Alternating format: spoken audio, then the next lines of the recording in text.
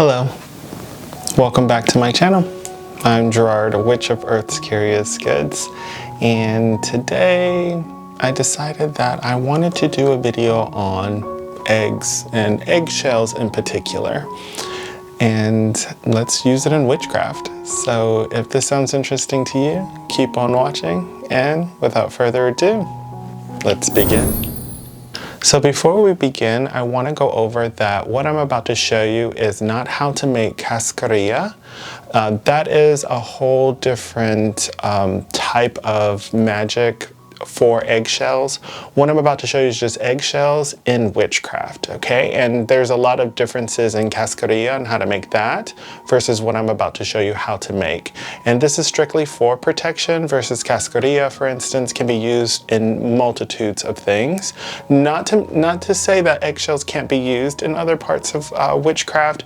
That would be interesting. If you guys are interested in wanting to see that video, comment down below eggs, and maybe I'll make that video for the next one. Who knows? But anyhow, with cascarilla, it can be used in many different types of things, from like hex breaking to, you know, eating it, all kinds of things, making symbols, the list goes on. And traditionally, it's just used, you only use white eggs. White egg shells to be exact, and there's a way to actually you know, get it ready and to powder it down and so forth, but like I said, what I'm about to show you guys is just how to take eggshells and use it in witchcraft, particularly for protection. It does wonders, and I just wanted to share it with you. So you're going to need a few things. And this is going to be one of the differences, is you're going to need some eggshells, but with my eggshells, I purposely put brown eggshells in there. Now, if you just want to use all brown or just white, you have that option, but I purposely put brown eggshells as well as white eggshells. Now, can you just use one or the other only? You perfectly can. For me, I just resonate with both, the white and the brown. Brown for the abundance, prosperity, the grounding aspect of it, the earth aspect of it. White for the protection, it's the purity of things, the purification of things, the blessing of things. White has a good symbolism in magical correspondences, so that's why I want to use both. And for protection, I like having both, and I found it to be very effective. So just make the magic your own. Okay, now for this particular magical recipe I'm showing you, these things are optional, okay? So optional is hyssop. Hyssop is very blessing, hex removing, jinx removing. It's an all-purpose herb that I absolutely love. I keep it on handy. I use it heavily. So get your hands on some of that. I'll put a link below if you don't have access to it on where you can get it. Another optional item is witch's black salt. I make this personally, so that's why I add it to my eggshell recipe. You don't need to if you don't want to. But the secret ingredient, which I highly recommend to not make it optional, is diatomaceous earth. Okay, and you're like, Gerard, what in the world is diatomaceous earth? Okay, so all it is it's fossilized microalgae from the oceans. So it's got the water element, it's got the earth element, but it's really good at just in the mundane world to protect. So it stops like roaches and bed bugs and silverfish or what have you. It helps stops bugs. So that just in the mundane world, it is beneficial. Try to get the food grade version. I'll put a link in the description on where you can get that. But diatomaceous earth is something that I always add to my recipe, not just for the magical correspondence, but also just the practical uses of it, the mundane use of it. So I like to tackle both sides here in the physical world and also in the spiritual magical world. So highly recommend it. Don't make that one optional. Diatomaceous earth, secret ingredient, okay? But as far as hyssop and the witch's black salt, that's optional. Adding brown eggshells, that's also optional too. Like I said, make the magic your own. Okay, you're also going to need a mortar and pestle. And I would recommend a type of food processor or herb grinder, I'm going to be using an herb grinder. That'll all make sense in a minute. Okay, so we're going to use the mortar and pestle, and all you're going to do, and I'm going to bring you guys in closer so you can see, is we're going to put the eggshells in the mortar and pestle so we can go ahead and grind it up. So I'll bring you guys right back. Okay, hand puppet time. Okay, so we've got the hyssop, we've got the witch's black salt, and we have some diatomaceous earth. Okay, we've got our eggshells, and all we're going to do is put it into our mortar and pestle. Okay, and all you're going to do is just crunch it up. Okay, so you're just going to grind it up. Now, the only reason why we're using the mortar and pestle is to just do the spell work, okay? Now, am I going to use this completely and just grind it all up? Now, some witches will do that. They will use your mortar and pestle and grind it up until it's all powder and you're just going at it with your wrist. Let me tell you, I love my wrists. I don't have time for all this grinding and, you know, act like I'm back in the, you know, the 1800s or whatever. That works for some. That helps them in their state of mind. I have not found that I need to do that. I do use the mortar and pestle to begin with, and I go clockwise, and I'm gonna tell you guys what to say in just a second.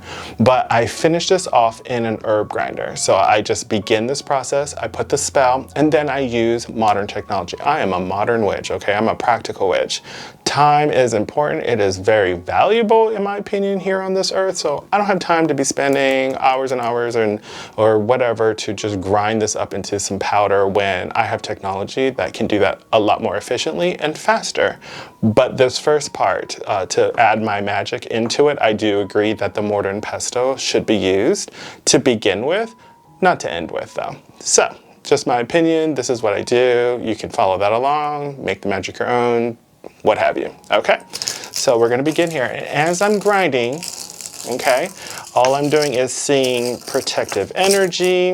If you work with ancestors, see your ancestors helping, surrounding this, blessing it. If you have God and goddesses, you want to go ahead and, you know, invoke them, ask them to, you know, help bless this mixture, okay? To make it sacred, to make it protective, okay? After you've imagined that, you're going to say these words. Shells of life, herbs of old, guard this space, strong and bold. Keep from harm, shielded grace, surround and protect this sacred space.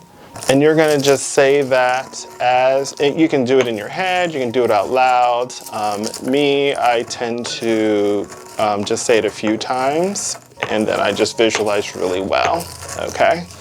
So shells of life, herbs of old, guard this space, strong and bold. Keep from harm, shielded grace, surround and protect this sacred space. All right. Now when it comes to your herbs, I only add a pinch, okay? A pinch of each one, so a pinch of hyssop, a pinch of witch's black salt, and a pinch of diatomaceous earth, okay? I am gonna use all of this diatomaceous earth in my mixture. I'm gonna put that in the herb grinder, but for the mortar and pestle part, I only do a pinch, okay? And then I grind that all up with the shells.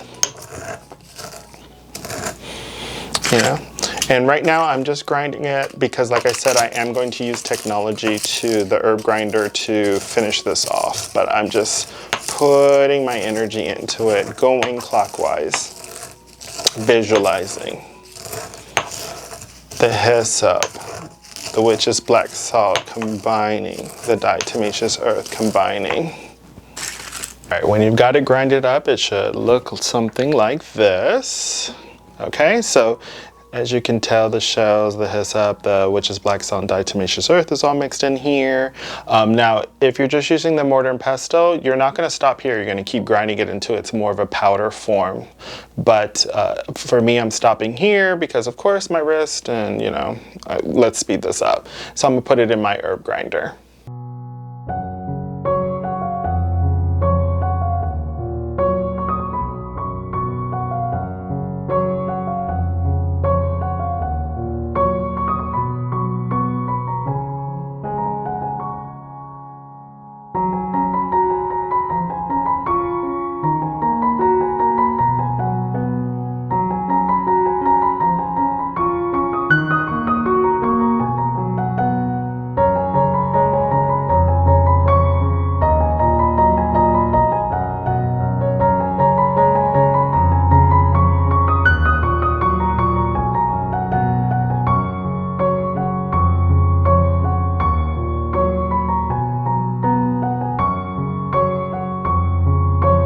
So if you guys can see, it's all nice and grinded. You should have a very powdery form at the end, okay? So it should be very powdery. I don't know if you guys can see that. Okay. Let's now just take the mixture and put it inside of a jar. If you are asthmatic or really sensitive to dust particles, you might want to wear a mask because it is kind of, the particulates do go up into the air. I've done this so many times, I'm just used to it. Same thing with diatomaceous earth, which I'm adding in with this. It can get very dusty, or the dust particles can really irritate the lungs. So if you are asthmatic, definitely wear a mask, okay? All right.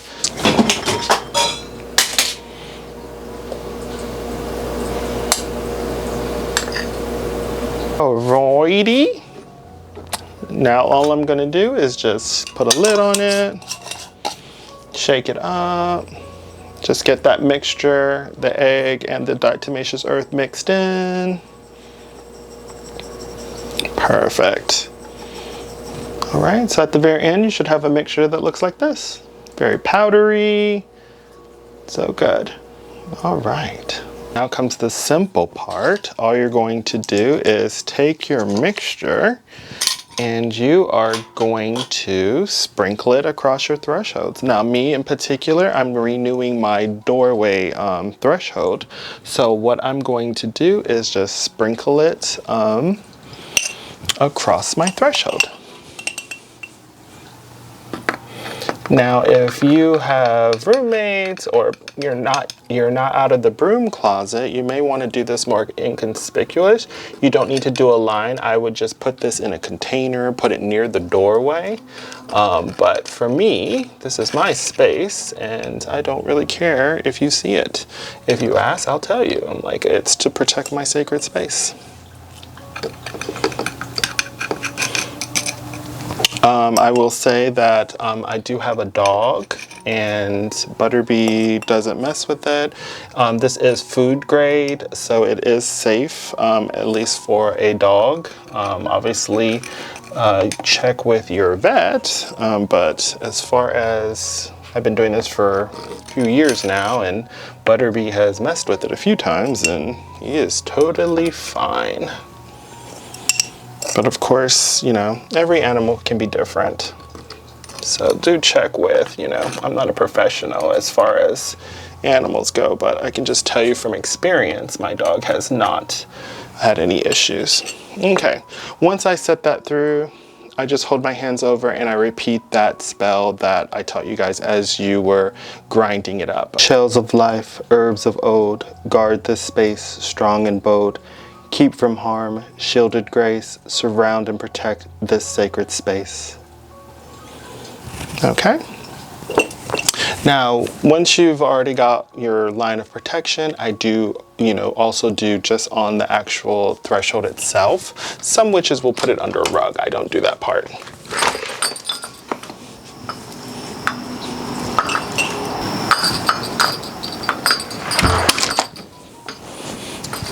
And that's it. That's all you do. All right, that's it. So super simple. Just I would recommend keeping it in a jar. Keep it dry. You don't want a lot of humidity or moisture to get to that mixture. You want it nice and powdery, where you literally can put it on your hand and just blow it into the air. So put it across your threshold. Do that and you will see wonders on protecting your sacred space, not just in the magical and spiritual sense, but also in the mundane sense. So bugs trying to get in, or think creepy crawlies trying to get into your home, they're gonna find that it's very irritating for them. And if you are trying to get your hands on some of the, you know, maybe the herb grinder or the diatomaceous earth, like I said, I'll put the links in the description box to where you can get it and where I got mine from. Tried and true, works wonders. Okay, so as always, stay earthy, stay magical, and don't forget, love yourself and others, okay? Bye for now. Oh, and if you like today's content, why not subscribe? So press that button, subscribe, and see more of me. Bye.